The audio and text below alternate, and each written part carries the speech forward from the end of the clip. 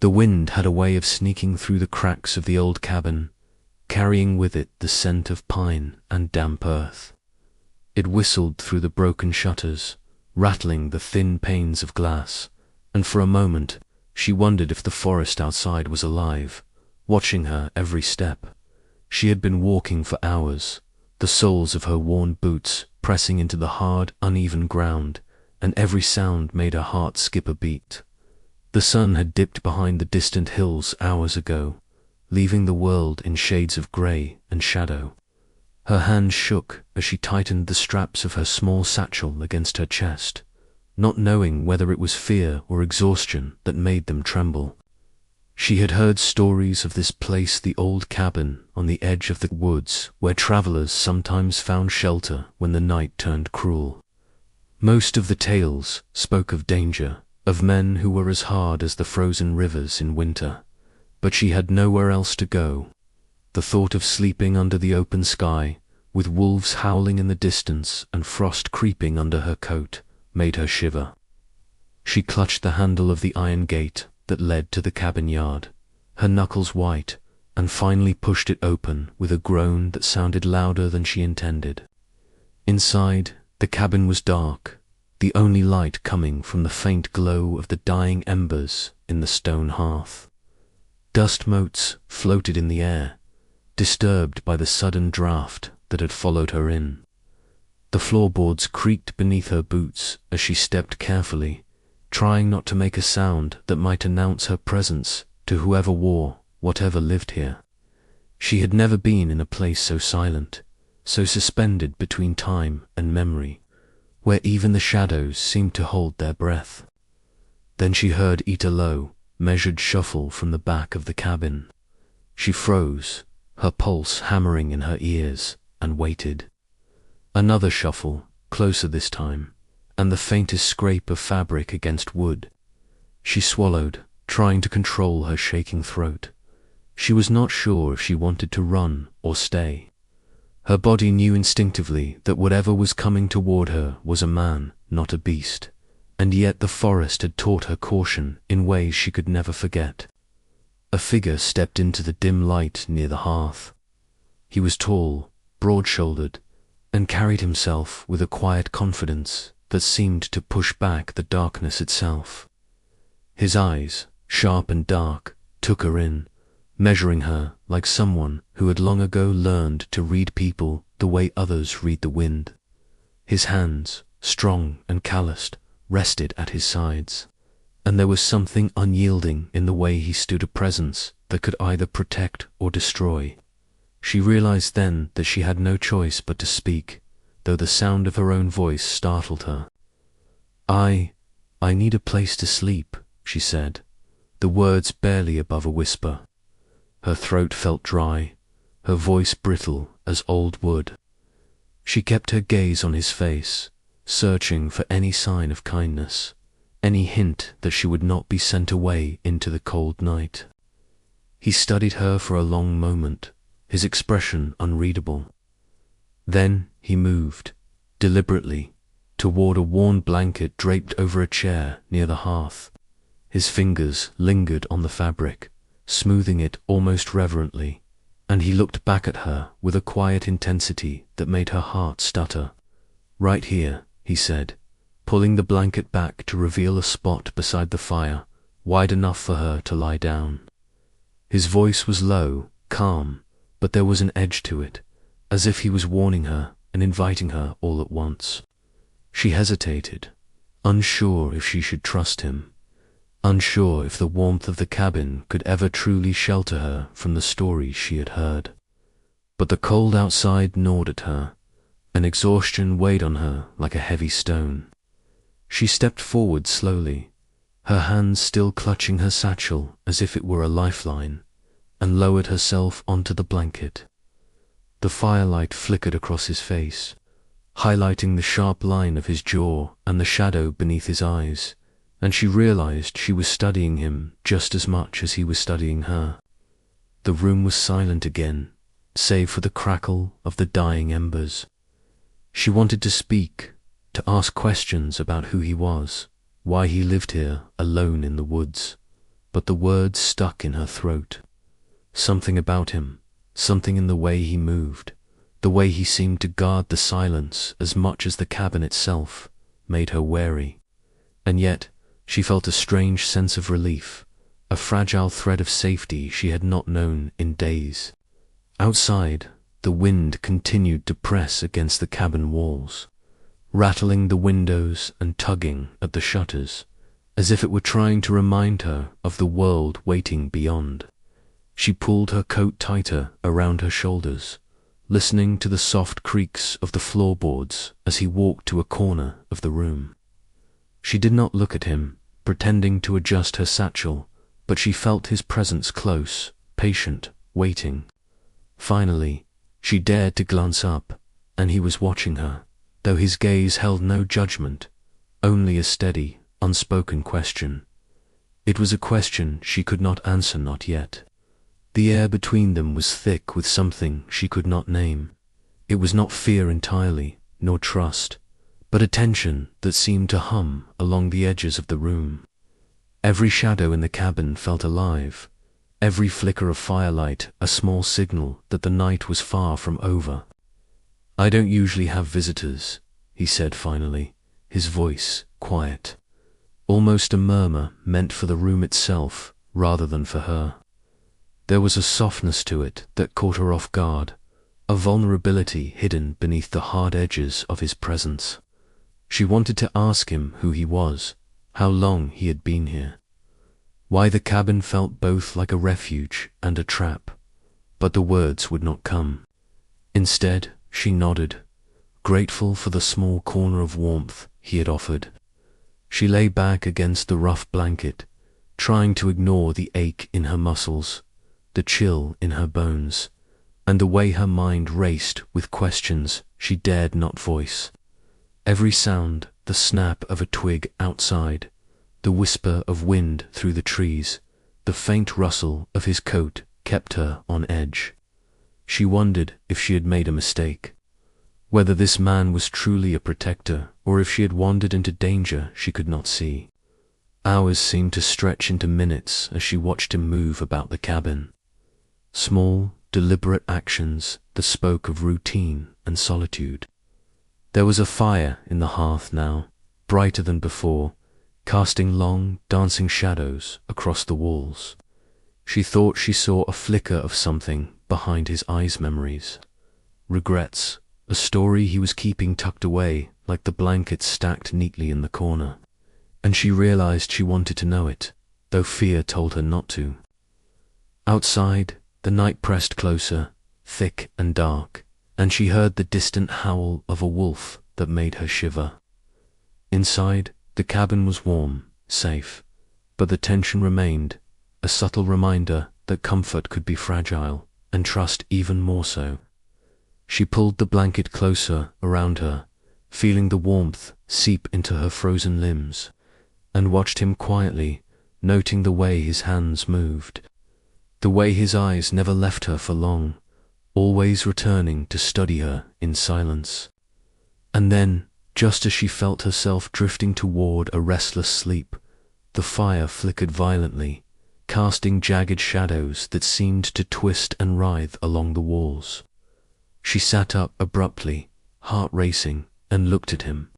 His expression had changed, just slightly, but enough to make her question everything she had felt. There was a story in his eyes now, one he had not shared, one that seemed to pull at the edges of the night itself. "Stay close," he said, almost to himself, almost a warning, almost a promise. She did not move, unsure whether to obey or to run, unsure whether the warmth beside the fire was a refuge or a trap. And as the wind howled louder against the cabin walls, she realized that the night had only just begun, and that whatever secrets lingered in the shadows of this old American forest, she would soon be a part of them. She lay still for a long time, listening to the fire crackle and the wind push against the cabin walls. Her mind kept replaying his words, "Stay close," as if they carried a meaning she could not yet understand. The warmth from the hearth reached her only halfway, leaving a chill that seemed to settle deep in her bones. She wanted to ask him more, to pry into the silence that surrounded him like a cloak, but the weight of exhaustion made her too cautious to speak. The man moved quietly across the room, adjusting the logs and the fire, his motions deliberate and careful. There was a rhythm to him, a practiced ease, as if he had done this 1,000 times before. She noticed the scars on his knuckles and the faint lines etched across his face, shadows of a life that had been hard, maybe cruel, maybe unforgiving. His presence was imposing, yet there was a certain quietness about him that drew her in, like the calm eye of a storm. She felt both protected and exposed, a paradox she could not name. She finally risked a question, her voice small but steady. "How long have you been here?" He paused, looking toward the window where the moonlight struggled through the broken glass. "Long enough," he said, not turning to her. There was something in the way he said it, a weight that hinted at a past he was not ready to share. She sensed that this cabin held stories of survival, of loss, of decisions that could not be undone. Her curiosity battled with caution, and she decided to wait, letting him choose whether to reveal the truth. The firelight flickered again, casting tall shadows across the walls. She looked around the cabin more closely, noticing the simple furnishings, the way each item seemed placed with care. A worn rocking chair in the corner, a table with a few bowls and a tin cup, a stack of blankets folded neatly against the wall. Nothing extravagant, nothing unnecessary, yet everything spoke of a life lived carefully, deliberately. She wondered what had brought him here, to this edge of the woods where only the brave or the desperate would dare tread. "I didn't mean to intrude," she said softly, almost apologetically. "I was just trying to find shelter." Her words trailed off as she watched him kneel near the fire, examining the embers like he could read their secrets. "You're not intruding," he replied, finally glancing at her. His eyes held a flicker of something she could not place acceptance, maybe, or warning, or both. "Not everyone makes it here when the night falls." She shivered despite the blanket around her, imagining the forest outside under the cover of darkness. The trees would be dense, their twisted limbs forming a maze that could trap someone who did not know the paths. Every rustle, every snap of a branch could be a predator or worse, a mistake. She had been wandering for hours, lost in thought and fear, and somehow, by chance or fate, she had found him. But that did not erase the danger, nor did it explain why she felt both relieved and uneasy in his presence. He seemed to sense her thoughts, for he looked at her again, his gaze piercing yet unreadable. "You've been walking a long time," he said, his voice carrying the calm authority of someone who had faced far worse nights than this. "The forest isn't forgiving." She nodded, realizing she could not explain the journey that had brought her here. It was a mixture of bad choices, desperate hope, and sheer stubbornness. Each step had felt like an effort against some invisible force, each mile a test of endurance. And now she was here, at the edge of warmth, in the company of a man who was as much a mystery as the night itself. I didn't know where else to go," she admitted, her voice trembling slightly. "I thought maybe someone here might help." She had not intended to sound so vulnerable, but the cabin, the fire, and the presence of the man made it impossible to hold back. He studied her for a moment, and she noticed the faintest hint of a smile, almost imperceptible, tugging at the corner of his mouth. "You're lucky," he said simply. "Luck doesn't last long out here. You'll need to make your own if you want to survive." The words lingered in the room like smoke, carrying an unspoken challenge. She wondered what he meant exactly, whether it was a test or advice, and a part of her felt both anxious and intrigued. The forest outside had already tested her, and now this man was offering another kind of trial, the kind that did not involve sharp teeth or snapping branches, but quiet observation and unspoken rules. She watched him as he moved to the table and poured water into the tin cup. Every motion was precise, measured, almost ritualistic. There was a sense of history here, of a life shaped by circumstance and necessity. She felt a strange pull toward understanding it, a desire to know the man behind the silence. Yet she also knew that probing too deeply could break the fragile trust that had already formed. "You don't get visitors often," she said, more a statement than a question. He nodded, turning the cup in his hands. "Rarely. Most people don't last a night here. Those who do, they usually have a reason to." He set the cup down carefully and leaned back against the wall. His eyes returned to the fire, but she sensed he was thinking of something else entirely. She wanted to ask him what that reason might be, what had kept him here, alone in the woods, but the words felt too heavy, too dangerous to voice. The wind outside had grown stronger, rattling the cabin with a persistent force. She pressed her back against the blanket, listening, feeling every draft that slipped beneath the door and through the cracks in the walls. The forest seemed alive with secrets, and the man beside her seemed to be part of those secrets, as much a mystery as the night itself. "Did you always live here?" she asked cautiously, her voice barely more than a whisper. He didn't answer immediately. She thought she saw a shadow cross his face, a flicker of memory he didn't want to share. "Not always," he said finally, "but it's the only place that made sense. Some people run from the world, some people disappear into it." His gaze returned to her then, steady and calm. "I chose to stay." There was something in his words that resonated with her, a sense of permanence she had never known. She realized that she had been running from fear, from uncertainty, from a world that demanded more than she could give. And here, in this quiet, shadowed cabin, she felt a fragile possibility of stillness, even if only for a night. The firelight flickered again, and for a moment she thought she saw movement at the edge of the room, a shadow that did not belong to him or herself. She blinked, her heart quickening, but the room remained empty. Still, the feeling lingered, an unexplainable tension that made her pull the blanket tighter around her shoulders. She sensed that the night was far from over, that the forest outside was patient and watchful, and that whatever waited beyond the walls of the cabin would not announce itself kindly. "You should rest," he said, his voice breaking the silence once more.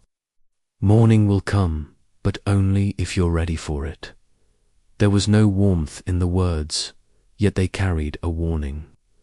She understood that sleep here was not the same as safety. It was merely a pause in a long night that could turn without notice.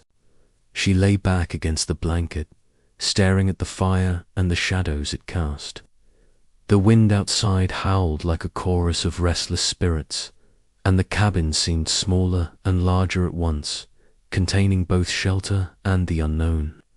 She thought about the paths she had taken to reach this place, about the choices that had brought her to the edge of the forest, and into the company of this man who was both protector and enigma.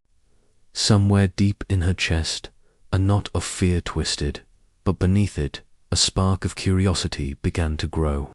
She wanted to know him, the cabin, the forest, and the reason why this place existed at the edge of everything familiar.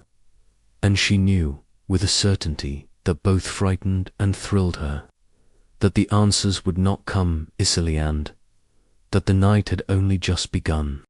Outside, the wind clawed at the trees, rattling the branches against the roof, and somewhere in the darkness, a sound echoed, soft, deliberate, a signal of life moving through the forest, unseen and unknown.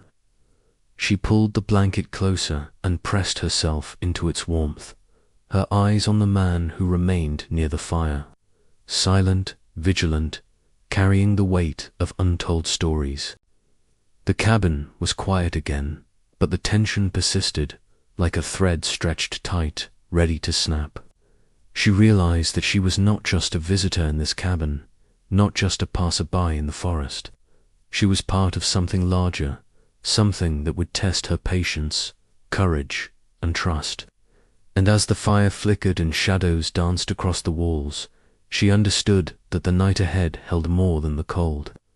The dark and the wind held the unknown, waiting, watching, and shaping every heartbeat she dared to take.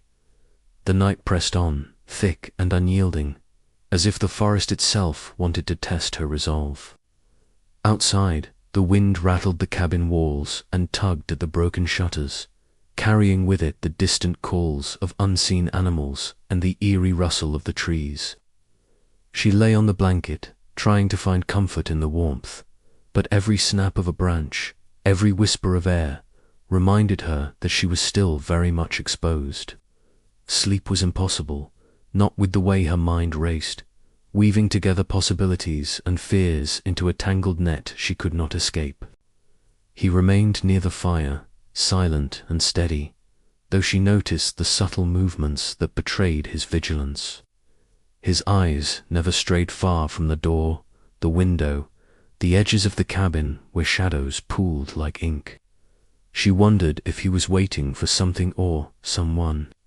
She wanted to ask, but the words lodged in her throat.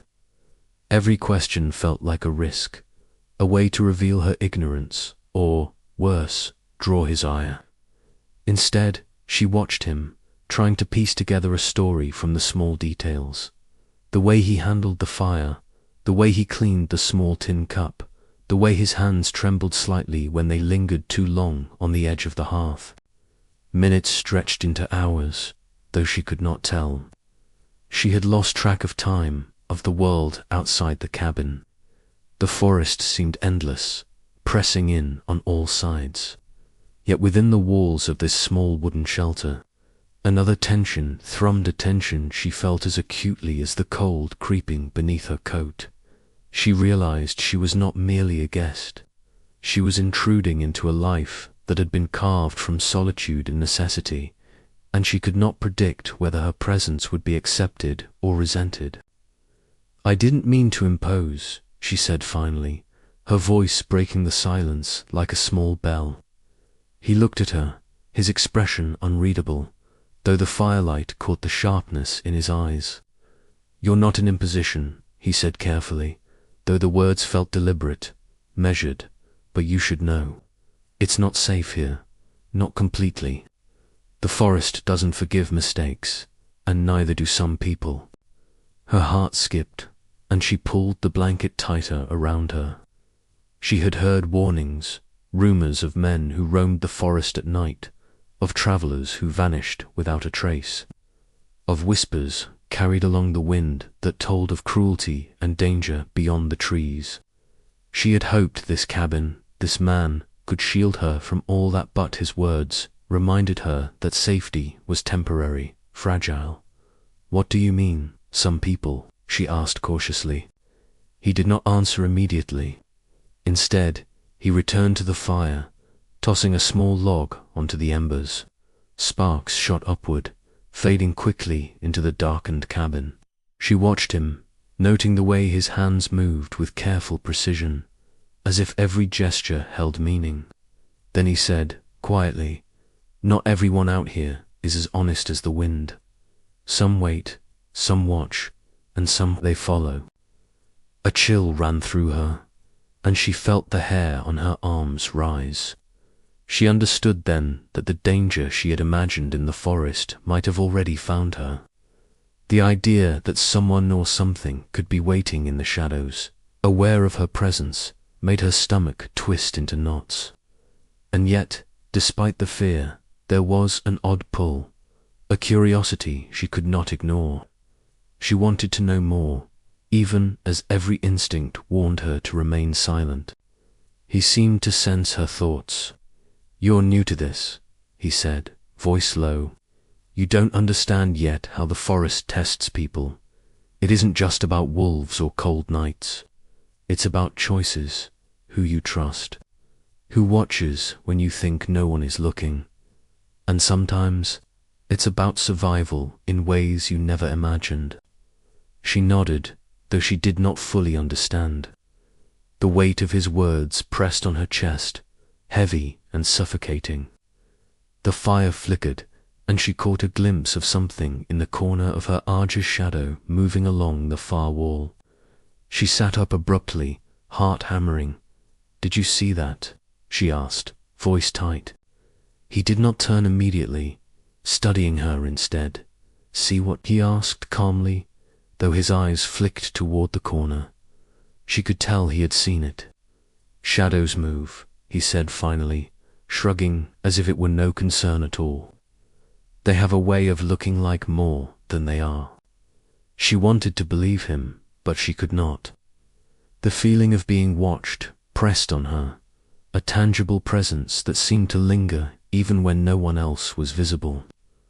The forest had taught her to read signs, to trust instincts honed by months of wandering, and every fiber of her body screamed that she was not alone. "Have you had other visitors?" she asked cautiously, trying to keep her voice steady. He paused, his gaze returning to the fire. "A few," he said finally, "but not many, and none have stayed." His tone was neutral, but there was a weight to the words, a suggestion that the past was not entirely forgotten, that the cabin had seen more than she could imagine. She sensed a story behind the words, one filled with people who had come and gone, each leaving a mark on the quiet space that now sheltered her.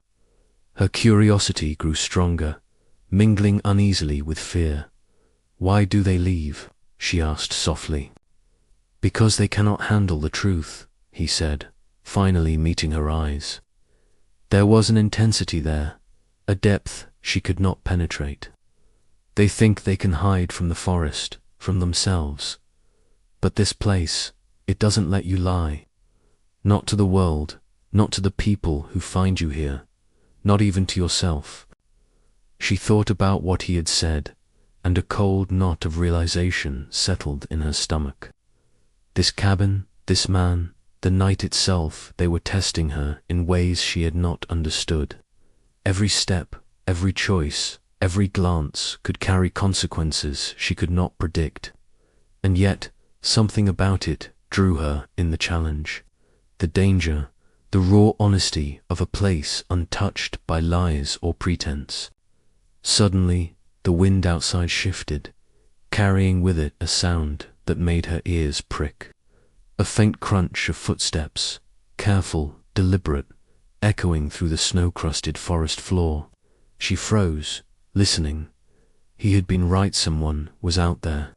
Her pulse quickened, fear mixing with the strange thrill of anticipation.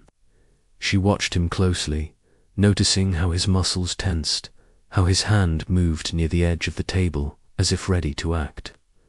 "They're close," he murmured, almost to himself, eyes narrowing toward the window. "Not far. They've been following." Her heart sank, and she pressed herself against the blanket, wishing she could disappear into its folds. "Who?" she whispered, barely audible. He did not answer immediately. Instead, he moved quietly, opening a small cabinet and retrieving a metal box. He set it on the table, opening it to reveal the contents. A few small tools, a knife, and several worn pieces of cloth. She realized then that he had been prepared for this moment, though she had not seen it coming. The weight of it settled on her shoulders, and she understood that whatever was approaching was not random. "They always come," he said quietly, closing the box and sliding it back under the table. "Some because they want what you have, some because they fear what you know, and some because they believe the forest owes them something." She swallowed, her throat dry. The forest outside suddenly seemed darker, more menacing, as if it had taken her fear and amplified it. She realized she was caught between two worlds, the safety of the cabin, imperfect and fragile, and the unknown dangers that pressed against it from all sides. "You'll have to trust me," he said finally, voice low and firm. "If you want to make it through the night, you have no choice." She nodded, unsure whether to obey or protest. There was no time for hesitation, and she understood that the night would demand courage she had not yet measured. The fire flickered, casting long, dancing shadows across the walls, and somewhere in the forest. The footsteps drew closer, patient and relentless. The cabin was small, the space between them narrow, yet in that space, tension hung thick as smoke. She felt it in the weight of his gaze, in the measured movements of his hands, in the quiet determination that seemed to radiate from every part of him.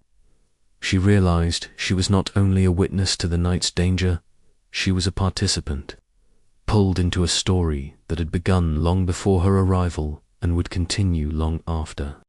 And as the wind howled and the footsteps neared, she understood that the first test of the night had begun. Trust, fear, survival all hung in the balance, and the forest outside waited with patience, hunger, and secrets yet to be revealed. The forest outside seemed to breathe, each gust of wind a whisper that pressed against the cabin walls. The footsteps had grown closer, slower, deliberate. She could hear the crunch of ice and snow, faint but distinct, and with each sound her pulse pounded louder, a frantic drum in her ears. She pressed herself against the blanket, every nerve alive, watching him as he moved with calm efficiency. His presence was a shield, but she could feel the tension radiating off him, a warning that the night was far from over. He glanced at her once, dark eyes, steady, measuring. "Stay low," he murmured, voice barely above the fire's crackle. "And whatever you do, don't make a sound." She nodded without speaking, gripping the blanket like it could anchor her to some sense of safety. The cabin had become a small island in the middle of the dark, frozen forest, and every shadow seemed to stretch, to reach for them, to test their resolve. Outside, the footsteps paused. A single sound echoed, sharp and deliberate. She flinched, imagining a hand on the door, a figure pressing against the wood. He moved closer, crouching low, keeping himself between her and the window. She noticed his hands tremble slightly as he adjusted a small iron latch on the door, securing it. He had prepared for this. She could see it in the way every motion was precise, controlled, but that did not erase the fear curling in her chest. "They're scouting," he said quietly. "They want to know what's inside before they try anything." His voice was calm, but the weight behind it pressed down like the darkness outside. She didn't ask who they were. She didn't need to. The forest had taught her enough to know that whoever approached carried ill intent. The wind shifted again, carrying the faintest rustle of cloth, a whisper along the snow. She held her breath, heart hammering, feeling as if even breathing too loudly could betray them. The man's eyes never left the door, scanning every shadow, every movement. He looked almost unreal in that moment, a figure shaped by solitude and survival, as if the night itself had molded him into this silent guardian. "What if they break in?" she whispered, voice trembling. "They won't," he said, though his fingers flexed on the edge of the table. "Not yet. But if they think they can wait you out, they will." His words carried a weight that made her stomach twist. The forest had already tested her endurance. Now it was testing her patience, her courage, and her trust in him. She wanted to ask him what they wanted, why they were here, but the question felt dangerous. Sometimes ignorance was the only shield. Minutes stretched, each one heavy with anticipation. Outside, a branch snapped not from the wind, but from movement. They were close enough now that the trees themselves seemed to conspire, hiding their approach, masking the rhythm of their steps. She pressed herself lower against the blanket, wishing it could swallow her whole, wishing the fire could leap higher and push back the dark. He adjusted a small, worn rifle on the table, careful and methodical. She had not noticed it before, and the realization sent another shiver down her spine. He had anticipated this moment, as if he had known all along that the forest would not remain passive. She watched him, heart hammering, knowing that the calm exterior was a mask for readiness, that the seconds ticking by were each a test of endurance. "They won't give up," he murmured, almost to himself. "They never do. They think the forest owes them something. But we'll see who lasts." His words were cryptic, but she sensed the truth behind them. They were in a fight not just for shelter, but for survival. Every shadow outside the windows could conceal eyes, hands, weapons. Every sound was a possible signal, a prelude to danger. A sudden gust rattled the shutters violently, making her jump. She felt the cabin tremble as if the wind itself were testing its walls. Outside, the footsteps advanced again, deliberate now, confident, and she realized that the watchers had grown bold. Her pulse raced. She could feel the cold seeping through the wooden floorboards, the same cold that had followed her for miles before she reached this place. But this time it carried the weight of intent. They were coming for something, and she was caught in the middle. He motioned for her to stay low, sliding the rifle into position by the door. She watched his hands move, each gesture precise, each movement practiced, and she realized that this cabin, this fire, this man, they were not simply a refuge. They were a fortress, a last line of defense against the relentless dark outside. Then came a sound that made her stomach drop, faint tapping on the cabin wall, deliberate and measured. Someone was testing them, probing for weakness. She could feel the tension tighten, the air thick with anticipation. The man's eyes flicked toward her, silent communication passing between them. He didn't need words. She understood the signal. Every second counted. Every movement could be decisive. The tapping continued, rhythmic now, like someone counting the moments until the strike.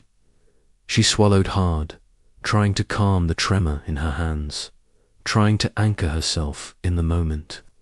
But her mind raced with possibilities. If the door gave way, if they broke in, what would happen? The forest had already taught her that fear could sharpen senses, but it could also paralyze. She fought against the pull of panic, watching him, following his lead. "They're testing the walls," he said softly, voice almost lost in the crackle of the fire. "See how strong we are. See if we're ready." He adjusted the rifle again, eyes fixed on the window now. "We have to be ready for anything." The tapping stopped. Silence descended, heavy, suffocating. She could hear only the fire and the faint groan of the cabin under the wind's pressure. And then another sound closer, sharper, deliberate. A shadow passed across the window, and her breath caught. The watchers had made their move. They were not waiting anymore. He moved quickly now, though still silent, positioning himself between her and the door. His hands were steady, but she could feel the tension in his shoulders, the coiled energy ready to spring. Every instinct she had screamed that this was the moment they had been preparing for, the moment where preparation met reality. Her mind raced, trying to remember everything he had said, everything she had seen. The forest would not forgive mistakes, he had warned. They were being watched, tested, judged. And now, the test was here. She realized that the night would not end quietly, that the tension she had felt building over hours was about to erupt. Outside, movement shifted again, deliberate and careful. They were close, just beyond the cabin walls, aware of the firelight, aware of their presence. She felt her heart pound in her chest, a rhythm that echoed the urgency of the moment. She gripped the blanket tighter, though it offered little protection against the unknown. "They're coming," he said finally, voice low and steady. "Brace yourself." The words sent a shiver down her spine, sharp and electric. She could feel the weight of the moment pressing down, a tension so complete it seemed to warp the air itself. The cabin, once a sanctuary, now felt like a stage where survival would be tested, every shadow a threat, every sound a signal. She knew that whatever happened next would change everything, though she could not yet imagine how. A sudden crash against the door made her flinch, the wood shuddering under the force. He was ready, rifle in hand, eyes fixed on the point of impact. She held her breath, heart hammering, listening to the forest press in from every side. The night had arrived in full force, relentless and unyielding, and they were at its center. And in that moment, she realized that the climax of the night was here, the point where fear, trust, and survival collided. Every choice, every movement, every heartbeat mattered. The forest waited. The watchers waited. And she was caught between them and the man who had offered her shelter, unsure whether the warmth of the fire could outlast the darkness pressing against the cabin walls. The wind howled again, the door shook with another blow, and the shadows outside seemed to grow larger, darker, more alive.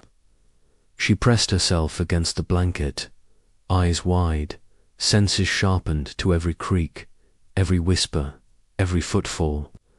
The moment was suspended, the tension unbearable, and yet impossible to ignore. The man's voice cut through the air, calm but firm. "Hold on," he said. "It's coming." And in that instant, the night exploded around them, the first wave of danger breaking against the fragile walls of the cabin. Every second stretching into eternity, every heartbeat counting down to a moment that would decide everything. "If you want, I can write the final 1,200 words next," delivering the resolution while keeping it gripping, satisfying, and fully aligned with YouTube storytelling standards. This will wrap the story while giving strong emotional impact. The cabin shuddered under the force of the first blow, the wood groaning like it was alive. She pressed herself against the blanket, heart hammering, listening as the man moved with fluid precision, each motion calculated, deliberate. The forest outside seemed to hold its breath, and for a long moment, all she could hear was the clash of wind, wood, and her own pulse. Then the second strike came, harder this time, and the cabin trembled again. He was at the door in an instant, bracing his weight, the rifle steady in his hands. She could see the tension in his shoulders, the rigid set of his jaw, and she realized that this was more than a physical test. It was a measure of endurance, of courage, of the will to survive. The attackers tried the door again, more aggressively, and he shifted slightly, forcing his shoulder against the wood, muscles straining. She wanted to speak, to ask what they wanted, but no words came. There was only the raw immediacy of fear and focus, of the night pressing in around them with all its dark intent. A sudden crack echoed through the cabin. The door splintered slightly at the edge, and a shadow appeared, tall and menacing. She flinched, gripping the blanket, but he moved faster, positioning himself between her and the threat. The rifle went up, aimed steady, and she felt a strange surge of awe and reassurance. He was not merely defending the cabin. He was defending her, the fragile warmth they had both claimed against the forest and its hidden dangers. The shadow paused, then retreated. The wind carried the faintest echo of a threat withdrawing, and for a moment silence fell again, heavy and profound.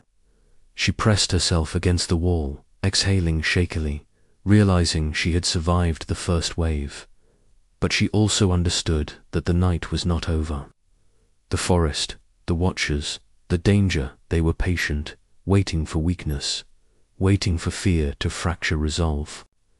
He lowered the rifle slowly, glancing at her with a quiet intensity. "It's not over," he said, voice low. "They'll test us again before morning. We have to stay ready." She nodded, still trembling, but a flicker of confidence stirred in her chest. The way he had moved, the calm decisiveness, it had shown her that fear could be met with action, that courage could take shape even in the darkest moments. Minutes stretched into hours. They moved quietly, securing the remaining points of entry, reinforcing weak boards with spare pieces of wood he kept hidden. She watched, learning in small, careful increments. She realized that survival was not only about strength, but about patience, about observing and anticipating. Every movement, every sound, every glance mattered, and she was beginning to understand the rhythm of it, the rules of the forest that he had mastered long before she arrived. He spoke little, but in those moments she caught fragments of his past. Words about travelers who came and went, about mistakes that had consequences, about lessons learned the hard way. She pieced together a story of solitude born of necessity, a life shaped by the forest's unyielding demands. He had chosen this life, and it had chosen him back, hard and relentless. And now, by chance or fate, their paths had crossed.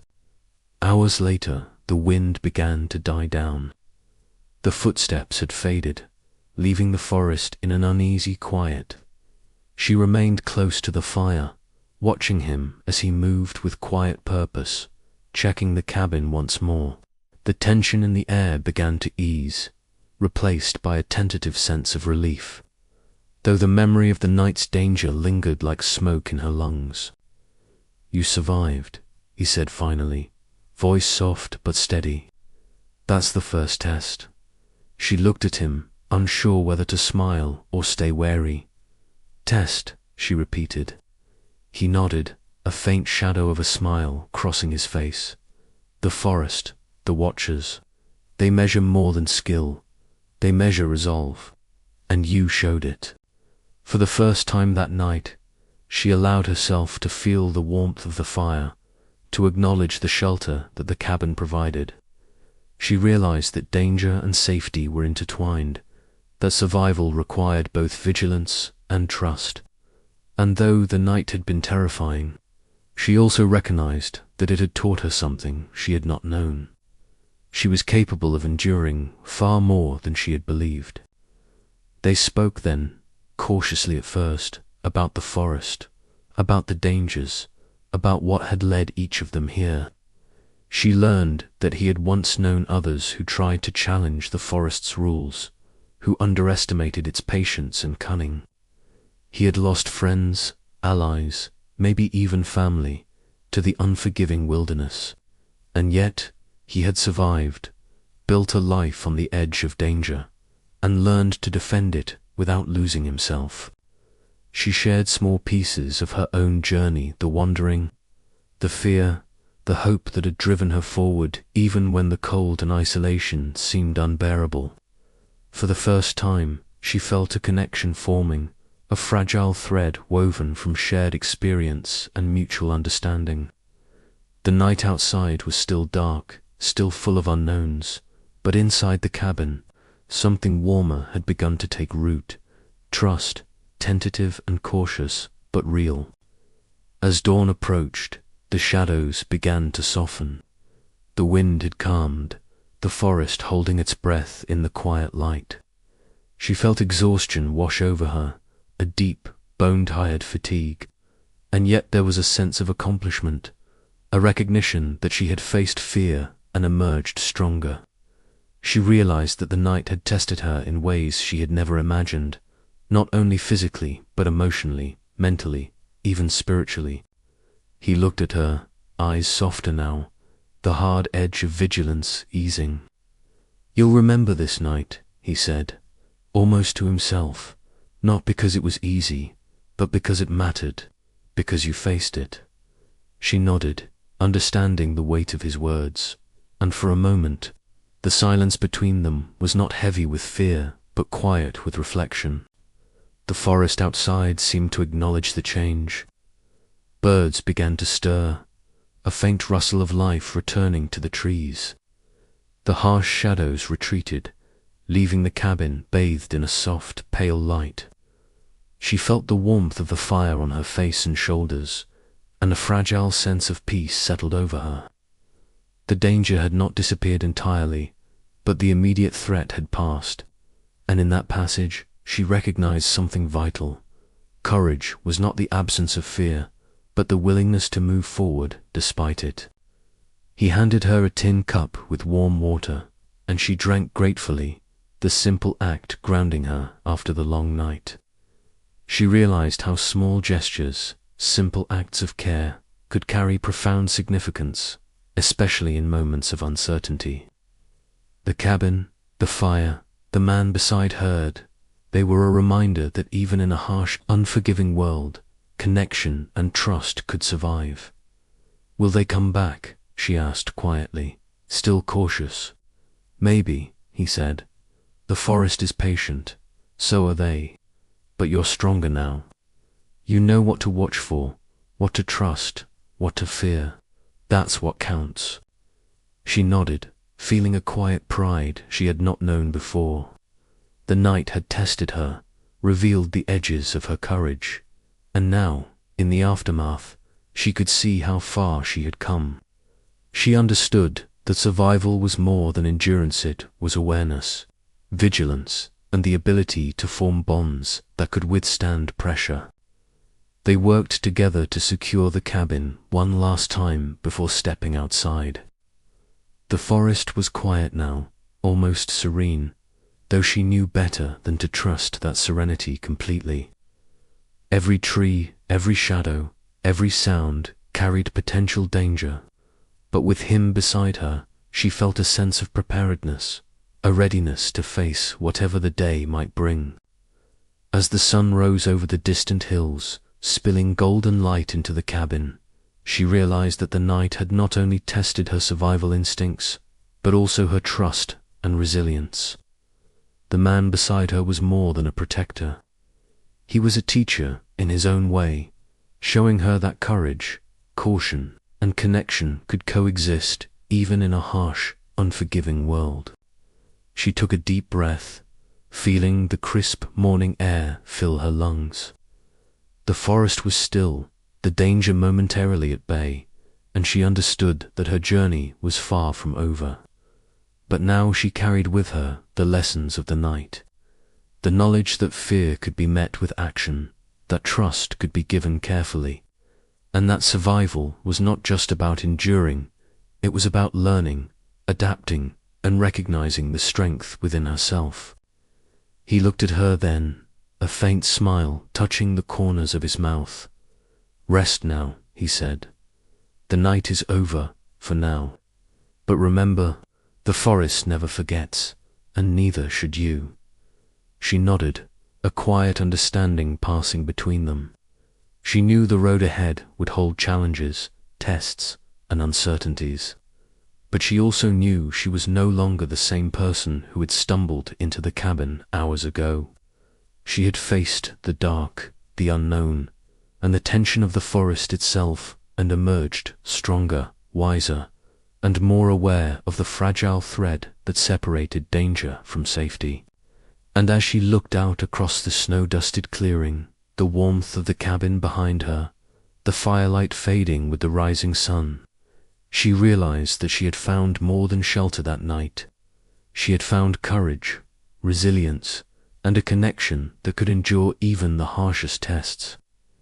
The forest was still wild, still full of secrets, but she felt ready to meet whatever lay ahead, confident that the lessons of the night would guide her. For the first time since she arrived, she allowed herself to relax, to feel the quiet triumph of surviving the darkness, knowing that the night had passed, but its lessons would remain. She glanced at him, the man who had offered safety, guidance, an unwavering resolve. And she understood that some encounters, some nights, changed a person forever. The forest around them was alive but patient, the cabin a small island of warmth and safety. And she knew that she had not only survived the night, but had begun to understand the world and herself in ways she never had before. And in that realization, she felt a quiet peace. The kind that comes not from absence of danger, but from the knowledge that you are capable of facing it, whatever form it may take. The sun climbed higher, brushing the trees with light, and the tension of the night melted just enough to let her breathe. She stayed close to the fire, the warmth of the cabin mingling with the memory of what had passed. And she knew that though the forest waited, she was ready.